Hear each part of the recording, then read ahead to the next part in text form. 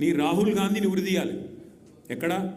అశోక్ నగర్ నడి చౌరస్తాలో 2 లక్షల ఉద్యోగాలు అని చెప్పి మాట తప్పినందుకు రాహుల్ గాంధీని ఉరిదీయాలి. రైతులకు రుణమాఫీ చేస్తా అని చెప్పి మాట తప్పినందుకు వరంగల్లో రాహుల్ గాంధీని ఉరిదీయాలి. బీసీలకు 42% రిజర్వేషన్ అని చెప్పి మాట తప్పినందుకు మీ నాయకత్వాన్ని, కాంగ్రెస్ నాయకత్వాన్ని, రాహుల్ గాంధీని, రేవంత్ రెడ్డిని కామారెడ్డిలో ఉరిదీయాలి. ఉరి తీసుకుంటూ పోతే 420 హామీలు ఎక్కొట్టినందుకు 420 సార్లను నీ 420 కాంగ్రెస్ పార్టీని ఉరిదీయాలి. కేసీఆర్ గారిని పట్టుకొని నోటికొచ్చినట్టు మాట్లాడుతూ పనికిమాలిన చెత్తవాగుడు వాగుతూ నిన్న శాసనసభలో ఆయన మాట్లాడిన మాట బాధ ఎక్కడ అంటే, సరే ముఖ్యమంత్రి ఒక అర్భకుడు, అంగుష్టమాత్రుడు, ఒక నికృష్టుడు, ఇవన్నీ మనకు తెలుసు. సర్వభ్రష్ట ప్రభుత్వానికి ఇవాళ అధినేత ఈ ముఖ్యమంత్రి.